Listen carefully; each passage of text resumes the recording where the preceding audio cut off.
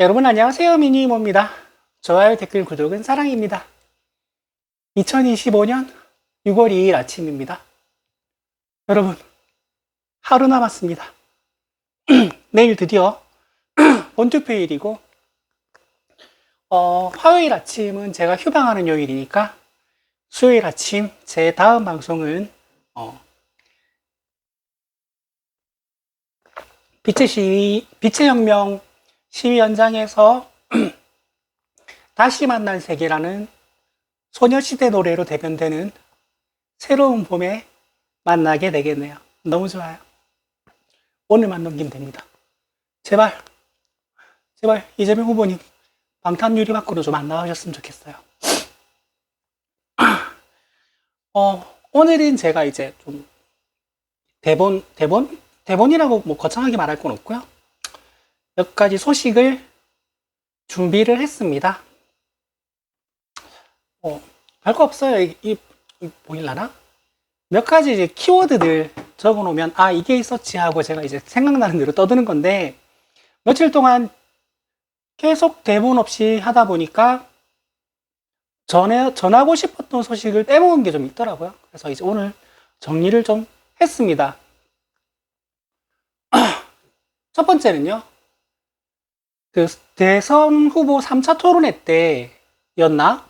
권영국 후보가 40대 윤석열을 보는 것 같다고 이준석에게 말했어요. 뭐냐면 대통령에게 국회 해산권이 있어야 된다라는 발언을 했어요. 저도 그 말을 듣고 귀를 의심했거든요. 미친 거 아닌가? 국회에서 그 난리가 났었는데 대통령이 그걸 아예 해산하는 권한을 줘버린다고?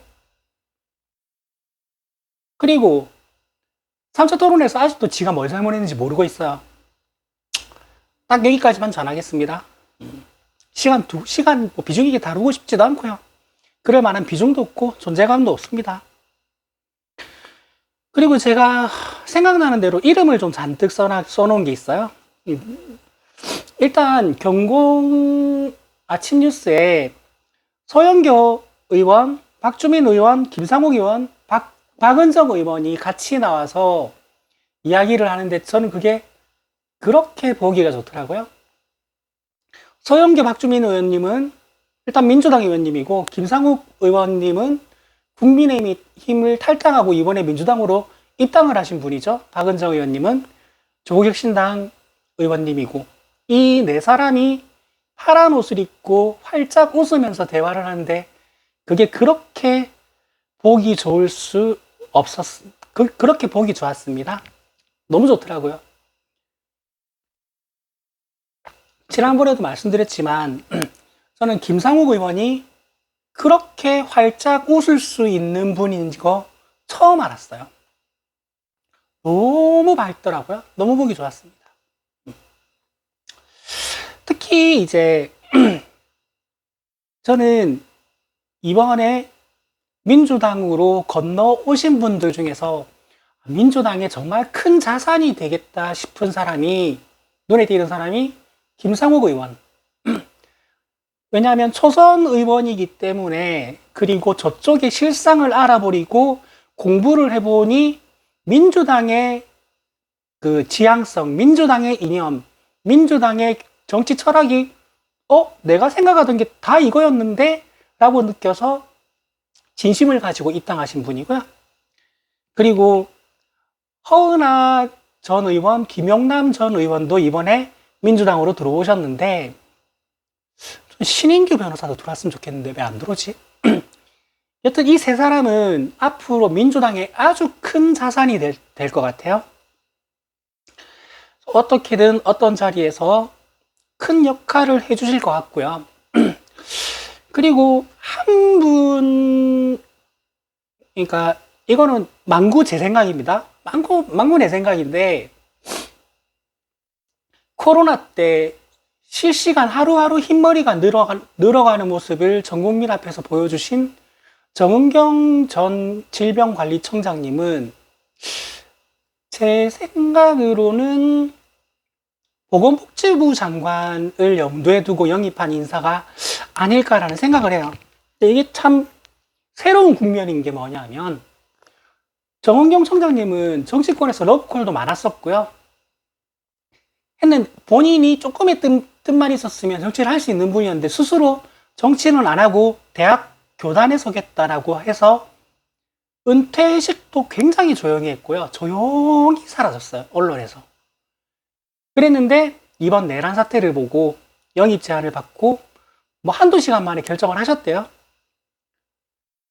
그래서 정영관리청장님은 제가 역할을 알 것 같아요. 근데 강금실 전 법무부 장관이라든지 뭐 윤여준, 권오을 이런 전직 정치인 분들, 이분들은 강금실 전 장관은 제가 잘 모르겠어요. 어떤 역할을 해주실지 안 해주실지. 하신다면 무게감은 거의 총리급이거든요. 왜냐하면 법무부 장관을 끝내고 이분도 정계를 은퇴하시고 그 수많은 러브콜을 받고도 고사하시던 분이 이번에 나오신 건데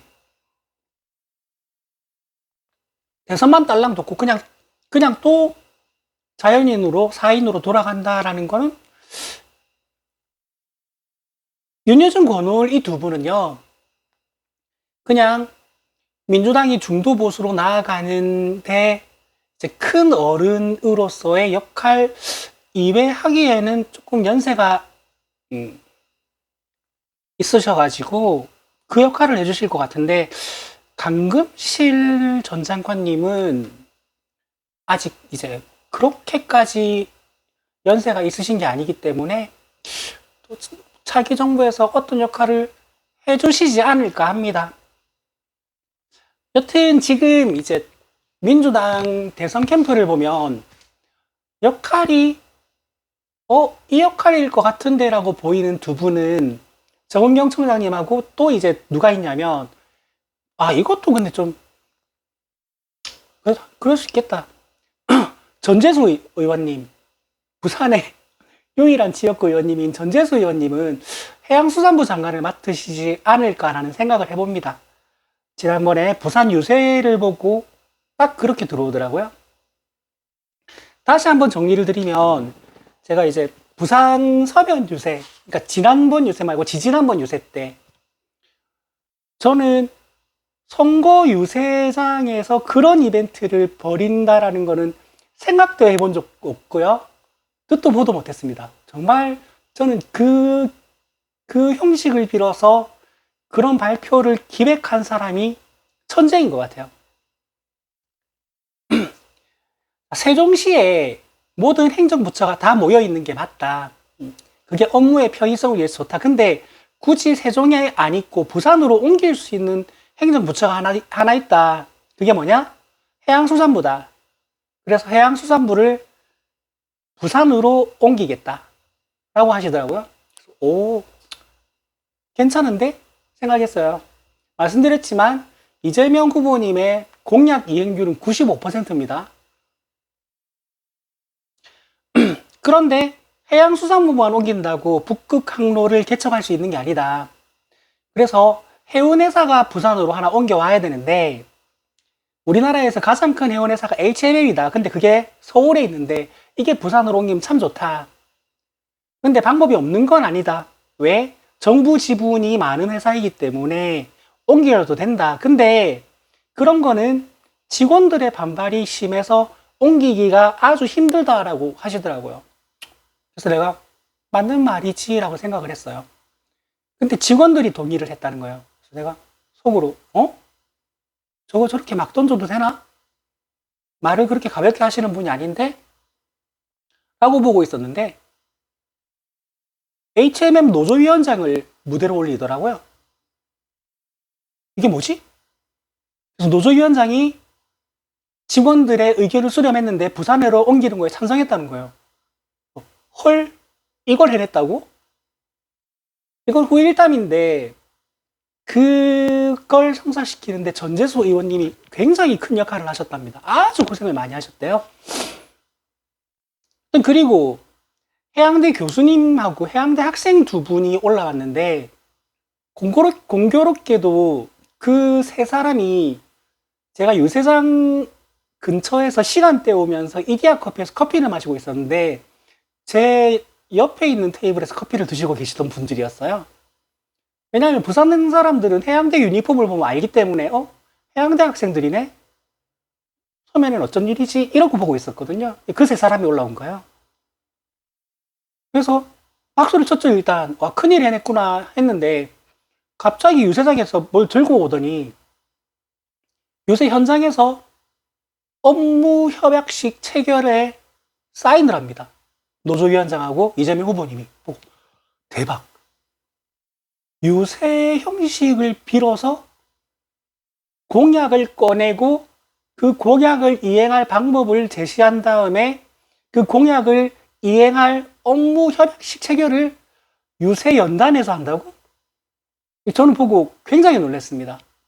천재다, 저거는. 그러면서 북극 항로를 개척하는 이제 팀을 만드는데 그 팀장을 전재수 의원님이 맡기로 하셨다는 거예요. 그래서 그 말을 듣고 제가 번쩍 느낌이 온 게, 해양수산부 장관으로 임명하려나 보다. 라는 생각이 들었어요. 그래서 전재수 의원님, 정은경 전 청장님은 이거는 그냥 만구 제 생각이에요. 만구 제 생각인데 그 두 자리가 어울리지 않나. 그 두 자리로 가지 않겠나. 그리고 강금실 전 법무부 장관님은 무게감으로 봤을 때 그 대통령 비서실장 아니면 국무총리 둘 중 하나가 어울리지 않나? 그 밑에 직은 조금 그렇지 않나라는 생각이 들긴 합니다. 어떻게 될지 모르겠어요. 그러니까 지금 제 머릿속에 떠오르는 국무총리가 일단은 제일 중요하잖아요. 국무총리직의 무게감에 맞는 사람이 김경수 전 지사, 그리고 강금실 전 장관 정도 외에는 딱히 떠오르는 사람이 없거든요. 그렇다고 뭐 지금 원내대표하고 있는 사람 원내대표 그만두고 국무총리를 시킬 수는 없는 일이고, 윤여준 권오울은 아무리 보수의 큰 어른이라고 해도 그래도 평생을 국민의힘에 몸담고 정치를 하셨던 분들인데 그분들도 조금 이상하고, 사실 국무총리가 누가 될지가 좀 제일 궁금하긴 해요. 아마 이재명 후보님은 인선을 대부분 머릿속에 구상을 하셨을 건데 뭐 그 머릿속에 들어가 볼 수도 없는 노릇이고, 최강욱 전 의원은 사면에서 바로 직을 주는 거는 잡음이 너무 심하지 않을까라는 생각도 들고요. 사실 마음 같아서는 당장 당선과 동시에 조국 전 대표 사면시키고 국무총리 시켰으면 전 제일 좋겠어요. 말이 안 되는 일인 건 알아요. 제 마음이 그렇다는 거예요. 이게 말이 되는 일은 아니에요. 저는 요즘 달력을 계속 보고 있는 게, 이제 특별 사면이 이제 8.15 때 보통 있고요. 그리고 대통령 취임 100일 기념 특별 사면을 하는 경우도 덜어 있었고요. 제일 기억나는 게 이명박이 아마 취임 100일 기념으로 벌금 나온 음주운전을 다 털어줬을걸요? 그 기억이 있어요. 왜냐하면 그때 제가 일하던 학원에 부원장이 음주운전이 있었거든요. 그래서 제가 그 기사를 보고 그거 확인 한번 해보라고 하니까 인터넷 들어가 보니까 진짜 그 전과가 없어졌다고 하더라고요. 그게 기억이 나요. 여튼 그래서 조국 전 대표님 언제쯤 사면돼서 나오시려나 달력만 보고 있습니다. 조국 전 대표님 이야기가 나와서 잠깐 추억을 해보면 조국이 창당을 하고 정치를 한다고 했을 때 일단 속으로 축하를 했고 박수는 쳤지만 조국이라는 사람이 그 민정수석과 법무부 장관을 하면서 보여줬던 모습은 백면서생이거든요. 교수 출신이기도 하고요. 학자고요. 그래서 저 백면서생이 정치판에 뛰어들어서 더 다치는 건 아닐까 걱정을 굉장히 많이 했었는데 연설하는 거 보고 맞다. 저 양반도 학생회장 출신이지. 바로 그냥 막 사람이 180도 달라졌더라고요. 그래서 저는 비록 민주당 당원이지만 지난 총선 때 지민 비조했습니다. 지역구는 민주당 찍었고요. 비례대표는 조국혁신당을 찍었습니다. 그분에게 맨주먹으로 윤석열과 맞서 싸우겠다고 3년은 너무 길다라고 외치면서 정치를 시작하는 모습을 보고 저 맨손에 칼 한 자루를 쥐어드리고 싶어서 저는 비례대표는 조국혁신당을 찍었습니다. 물론 지난번만입니다. 다음부터는 얄짤 없습니다. 여튼 그랬는데 끝끝내 그 말도 안 되는 기소가 유죄 확정 판결이 나서 수감되시는 걸 보고 굉장히 마음이 아팠어요. 그리고 수감되신 그날 저녁에 부산 서면 집회를 나갔었습니다. 서면 집회를 나갔는데 조국혁신당 단 깃발이 있더라고요. 그래서 아무 생각 없이 그 깃발 아래로 갔습니다. 왜냐하면 그 깃발 아래 계신 분들 아무나 손을 붙잡고 제가 위로를 해드리고 싶었어요. 그래서 대표님 어떡해요? 라고 말하려고 왔거든요. 근데 어떻게 된지 아세요? 대표님 어떡해요? 하면서 제가 울었어요. 그분 손을 잡고 대표님 어떡해요? 라는 말을 하는데 왈칵 울음이 쏟아져 나오더라고요. 눈물도 쏟아져 나오고 제가 그분한테 위로받았습니다. 저를 안고 토닥여 주시더라고요.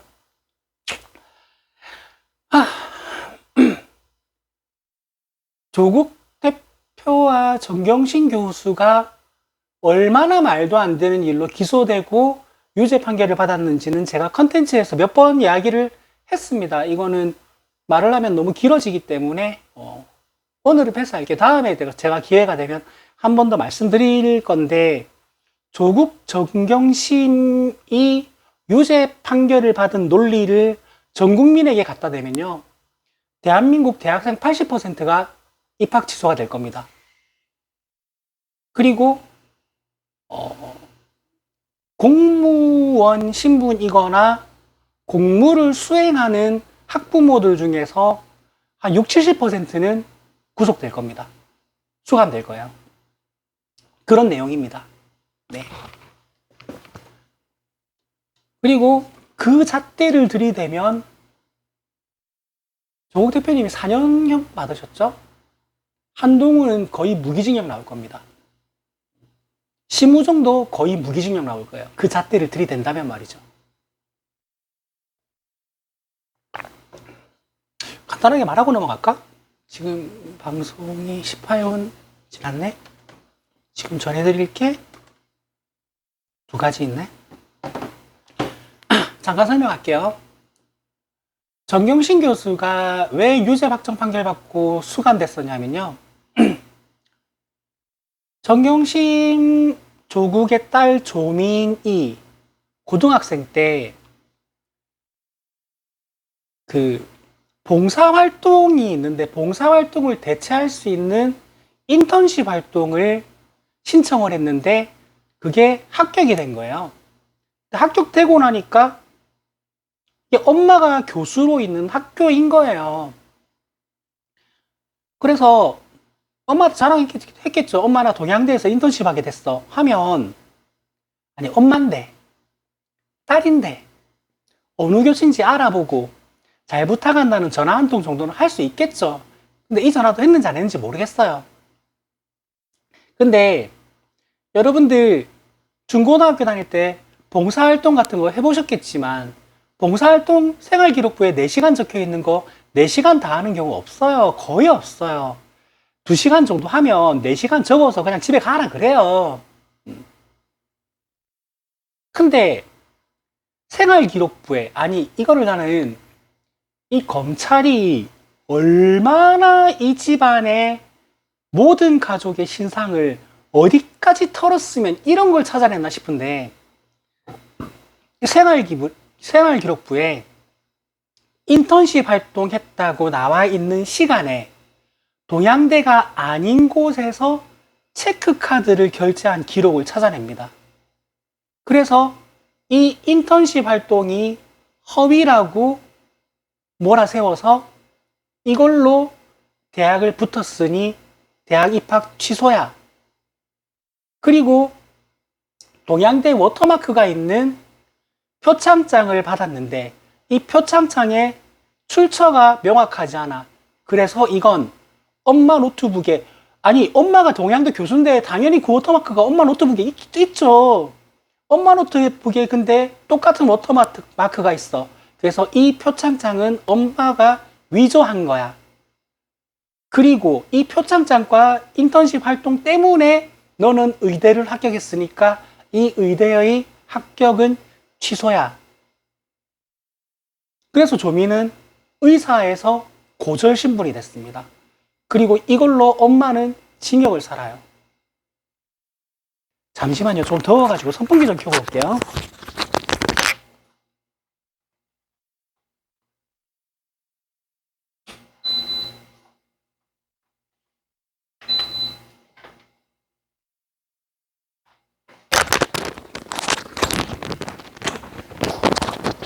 자, 제가 이 논리를 다른 걸로 바꿔볼게요.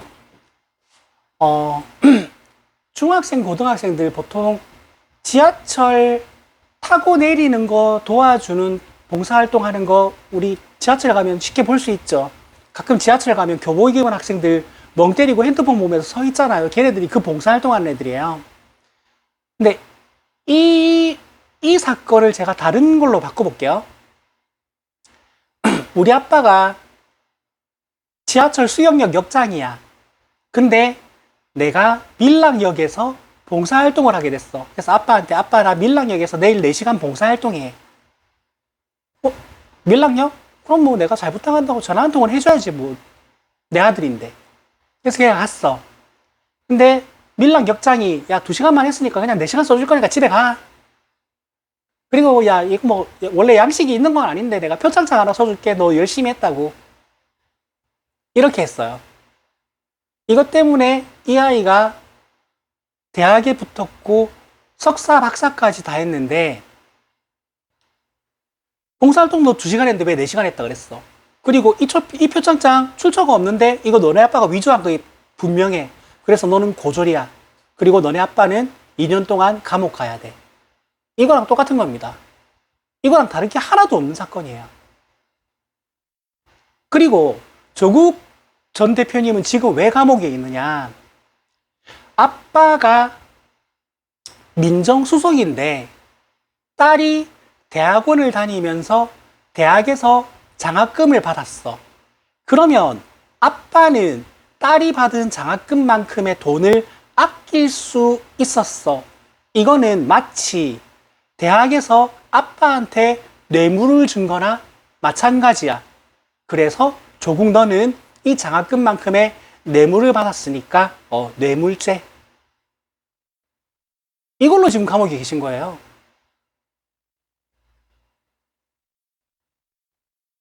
근데 더 웃긴 건 뭔 줄 아세요? 이런 논리를 아무리 만들어도 아직도 감옥에 못 보낸 게 이재명입니다. 얼마나 깨끗하면 이런 것도 못 찾아냈어요. 윤석열이 한 짓이 이런 짓입니다. 조국, 정경심, 정우민, 이재명, 김혜경 범죄자 프레임 씌우고 싶은 마음은 알겠는데 이게 말이 된다고 생각하면 이게 말이 된다고 생각하는 사람들이 문제인 겁니다. 그리고 이거를 마치 아빠 찬스 때문에 엄마 찬스 때문에 엄마 감옥 가고 딸은 고졸되고 아빠도 감옥 갔다는 보도만 해내고 그 내용이 정확하게 뭔지는 보도 안 하는 언론들도 더 문제입니다. 왜 이걸 말을 안 해요? 여러분 이거 구글링 해야지 겨우 찾아요. 이 내용에 대해서 자세하게 다루는 언론 거의 없어요. 이게 진짜 문제입니다, 언론이.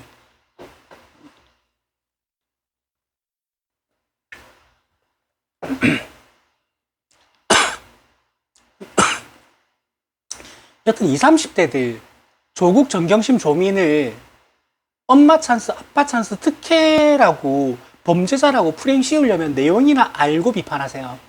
이 내용이에요. 딱 정확하게 이 내용입니다. 이거 말고 딴 거 없어요. 정확하게 이거밖에 없어요. 그럼 여러분 부모님이 공직자인데 공무원인데 여러분 대학에서 장학금 받으면 그거 전부 뇌물이에요. 그래서 여러분 부모님들 다 감옥 가야 돼요. 그러니까 부모님이 공무원이면 아무리 공부를 잘해도 장학금 받으면 안 돼요. 뇌물이니까. 왜? 그게 판례니까. 판례가 그래요. 그런 판례가 나왔어요. 조민, 정경심, 조국 때문에. 그리고 여러분 그 봉사활동 가가지고 4시간 적혀 있으면요. 4시간 다 해야 돼요. 2시간 하고 그냥 보내준다고 덥석 받아가지고 가다가 집에 가는 길에 체크카드 끌고 가지고 뭐 딴 데 가서 떡볶이 사 먹으면요. 여러분 대학 입학 취소됩니다. 박사학위를 받았어도 대학 입학 취소돼가지고 고졸돼요. 그게 판례가 그래요. 조민이 그렇게 됐으니까. 어떻게 이게 말이 된다고 생각하지? 이해할 수가 없네. 예정에 없던 조국 일가 이야기를 좀 다뤘고요. 지금부터 다룰 거는 지금 지난 주말 언론에서 내내 시끄러웠던 건데요. 이거 정말 심각한 겁니다. 리박 스쿨이라는 게 있대요. 리박 스쿨에서 리박이 뭐냐면 이승만 박정희랍니다. 이승만 박정희를 미화하고 찬양하는 단체입니다. 근데 이 단체가 뭘 가지고 있냐면요. 늘봄학교 교사 자격증을 주는 권한을 가지고 있는데요. 제대로 된 교육조차 하지도 않고 이 자격증을 남발했다고 합니다. 그리고 자격증을 주면서 그들에게 주어진 임무는 2가지입니다.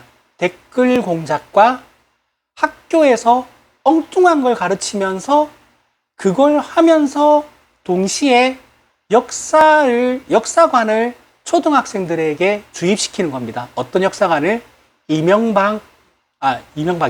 이승만, 박정희를 미화하는 사관을 아이들에게 은연중에 주입시키는 임무를 받는 겁니다. 내용이 심각하죠? 근데 리박스쿨 교육 자료에 김문수가 들어 있습니다. 사진도 있고요. 이거는 대선 끝나면 이재명 후보님이 말씀하셨지만 보복은 없어요. 보복은 없지만 드러나 있는 불법적인 사안을 덮자른 건 아닙니다. 보복하고 불법적인 행동에 대한 처벌은 전혀 다른 이야기입니다. 이게 국민의힘이 연루돼 있다. 윤석열, 김건희가 연루돼 있다. 김문수가 연루돼 있다. 이거 셋 중에 하나가 밝혀지면 이건 정말 엄청나게 심각한 사안입니다. 저는 이 뉴스 보고 제 귀를 의심했어요. 이런 짓까지 했다고? 누군진 모르겠지만 누가 했는지 모르겠어요. 지금은. 그래서 지금 그 늘봄학교 교사에 대해서 경찰이 전수조사에 들어갔습니다. 이거는 밝혀지지 않을 수가 없는 사안입니다. 전수조사한답니다.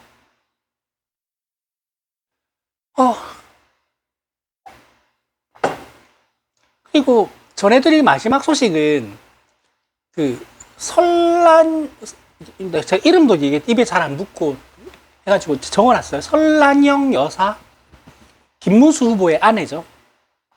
설란영에 대한 유시민의 발언이 부적절했다라는 뉴스가 계속 나오고 있는데 이것도 나는 참 국민의힘이 프레임을 씌우니까 언론이 도배를 하는구나. 진짜 이 언론개혁 진짜 정말 시급합니다. 민주당도 인정했어요. 문재인 때 못할 게 아니었는데 안 한 측면이 없진 않았다. 그래서 우리가 잘못한 거 맞다. 그러니까 다음 정권 때는 강력하게 언론개혁을 하겠다라고 하는데 이 언론이 진짜 문제입니다. 경공에서 유시민의 발언은 이겁니다.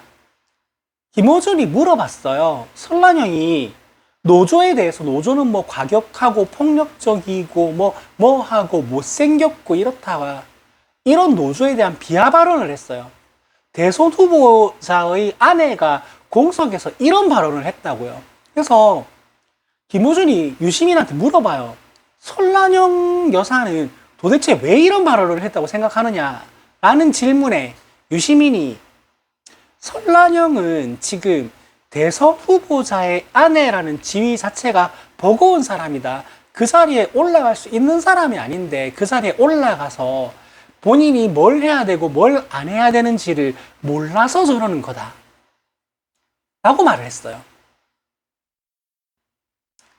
이 발언 가지고 까고 있는 거예요. 이 발언도 어느 정도 조롱은 있죠. 그리고 뭐 크게 뭐 잘한 짓이네라고 말할 만한 일은 아니에요. 근데 이 발언이 그렇게 죽일 발언인 것처럼 사람을 몰아세우고 뭐 김문수는 뭐 마누라 이야기하면서 울먹이고 그럴 만한 문제가 아닙니다. 그리고 저는 김문수라는 사람도 지금 계속 그렇게 대선 선거운동하면서 똥볼 차는 거요. 본인도 그 자리가 어울리는 사람 아니에요. 어쩌다가 된 거지. 국민의힘도 이제 4분 5열 자고 우면 하는 게 김문수 세웠다가 한문수 세운다 그러면 김문수가 알아서 양보하겠지 하고 세웠는데 그게 안 돼가지고 지금 이 사단이 나고 있는 겁니다. 참 답답들 하시네.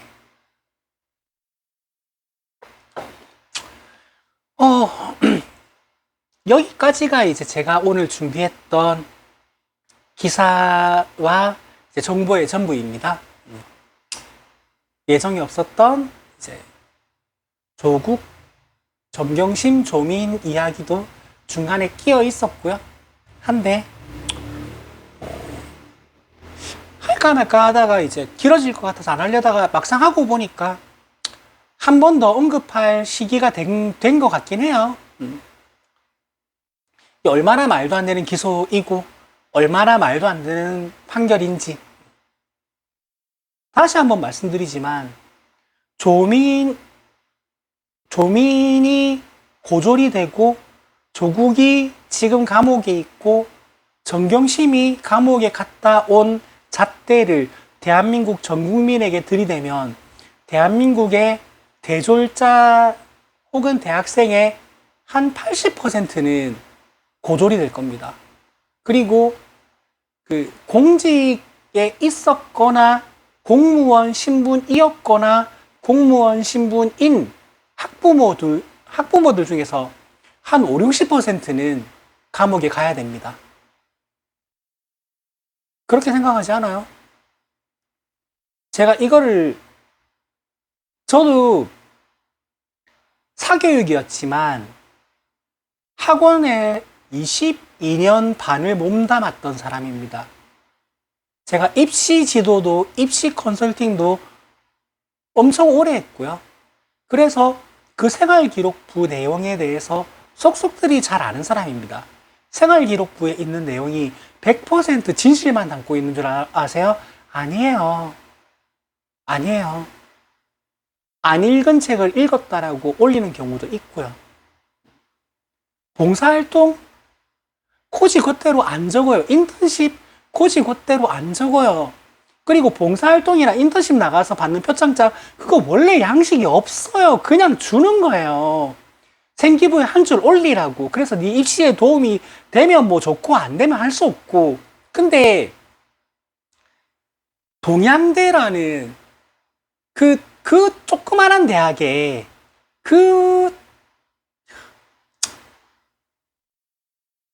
제가 대학 서열화를 부추기는 건 아니지만, 막말로 동양대 지잡대잖아요.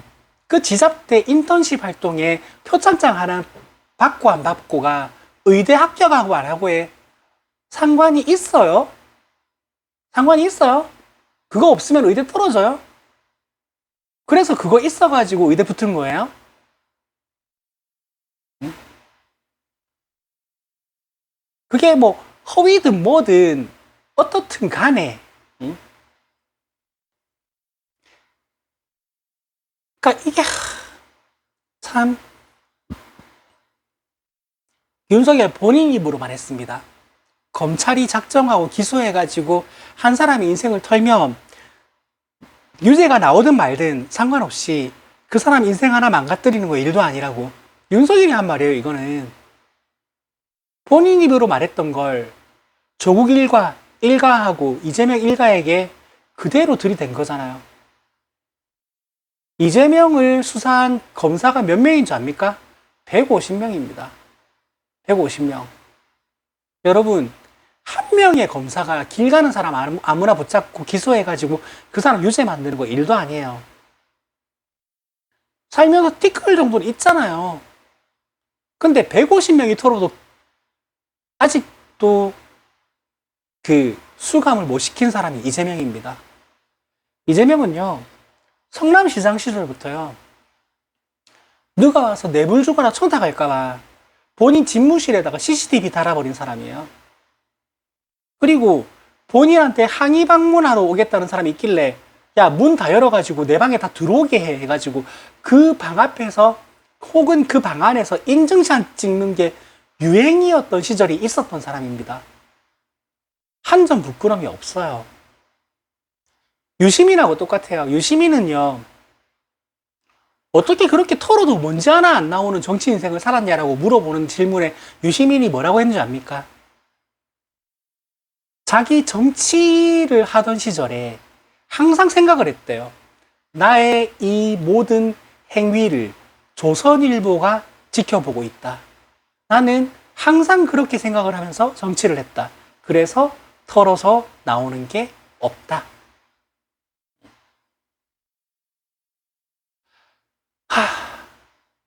근데 범죄자 찌째명이랍니다. 범죄자 찌째명.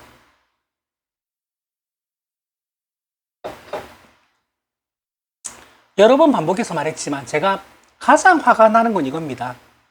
이재명 후보님은 대통령 당선되시면요, 범죄자 찌째명 하면서 뭐 밟아 하면서 막 목 따러 가자 하면서 막 성조기 들고 집회하는 사람들, 그런 사람들도 살기 좋은 나라 만들어 주실 겁니다. 근데 그 사람들은요, 이재명 대통령 덕분에 본인이 살기 좋아진 것도 모르고 계속 욕할 거예요. 저는 이게 가장 화가 납니다.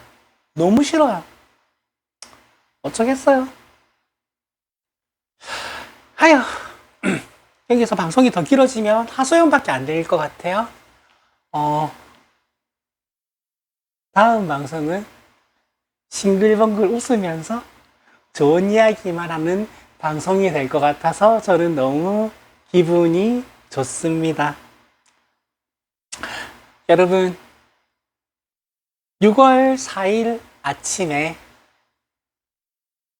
새로워진 세상, 달라진 세상, 새로운 봄의 다음 방송을 찍겠습니다. 오늘은 여기까지 할게요. 좋아요, 댓글, 구독은 사랑입니다. 여러분 안녕.